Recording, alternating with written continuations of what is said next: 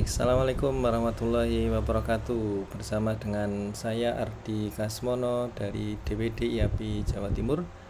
Pada kesempatan ini kita akan membahas tentang panduan pengguna untuk pengajuan reaktivasi akses ASN pada katalog elektronik versi 6, karena banyaknya akun yang sudah kedaluarsa, baik akun PP, BPK, bendahara yang sudah kedaluarsa dan perlu direaktivasi akses ASN-nya.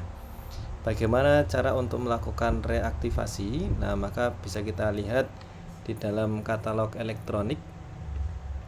Ya, kita ke aplikasi katalog elektronik. Di sini terdapat menu di pusat bantuan. Di bagian FAQ bisa kita ketikkan, yaitu pencarian untuk panduan pengguna mengajukan reaktivasi ASN. Diklik cari.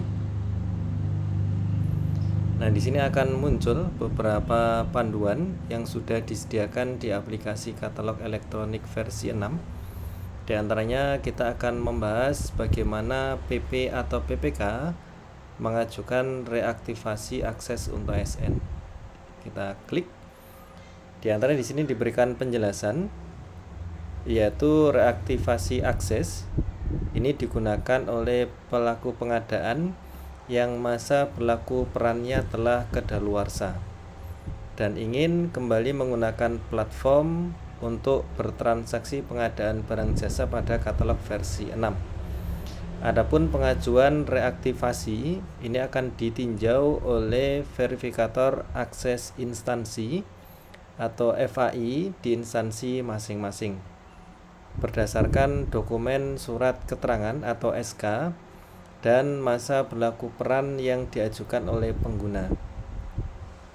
Hasil pengajuan sepenuhnya bergantung pada proses verifikasi oleh FAI.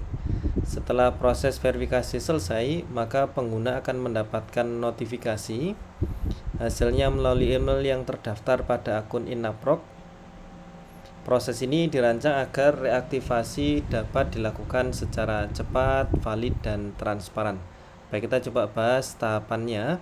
Di antara yang pertama, untuk melakukan reaktivasi, maka pengguna perlu mengakses pada halaman pengaturan akun terpusat pada SPSE. Jadi setelah login, maka pengguna perlu ke halaman pengaturan. Di sini dengan klik tombol pengaturan di sebelah kiri. Kemudian setelah itu pengguna klik pada bagian informasi instansi atau perusahaan, maka akan mendapatkan statusnya sudah kedaluarsa. Dan di sini perlu diaktifkan kembali. Maka tinggal diklik aktifkan kembali. Setelah diklik aktifkan kembali, maka pengguna perlu melengkapi beberapa dokumen, yaitu perlu diunggah untuk melakukan perbaikan data. Di antaranya dokumen yang perlu dilengkapi yang pertama adalah dokumen masa berlaku peran dan surat keterangan kerja atau surat tugas yang sesuai dengan akses yang akan diaktifkan kembali. Surat keterangan kerja atau surat tugas yang dapat diunggah maksimal yaitu 2 MB. Nah, sehingga di sini apabila akan diaktifasi akan mengisi masa berlaku perannya sampai dengan kapan, kemudian akan diupload surat keterangan kerja atau surat tugas. Setelah itu diklik tombol kirim. Setelah berhasil terkirim, maka akan mendapatkan notifikasi bahwa pembaruannya berhasil terkirim. Maka pengguna dapat menunggu verifikasi oleh FAI dalam kurun waktu 3 kali 24 jam sejak tanggal pengiriman pengajuan aktivasi akses kembali. Maka di sini akan menunggu proses yang dilakukan oleh FAI. Nah, bagaimana FAI melakukan proses verifikasi? Melalui panduan yang sudah disediakan di dalam Inaproc. Di antaranya di sini juga dijelaskan bagaimana FAI melakukan verifikasi untuk reaktivasi akses dari ASN-nya. Di antaranya setelah berhasil login, setelah FAI berhasil login dengan alamat URL-nya adalah verifikasi inaproc.id dengan masukkan username dan kata sandinya, maka di akun FAI di bagian reaktivasi akses di sini akan mendapatkan beberapa pengajuan yang sudah diajukan oleh pengguna.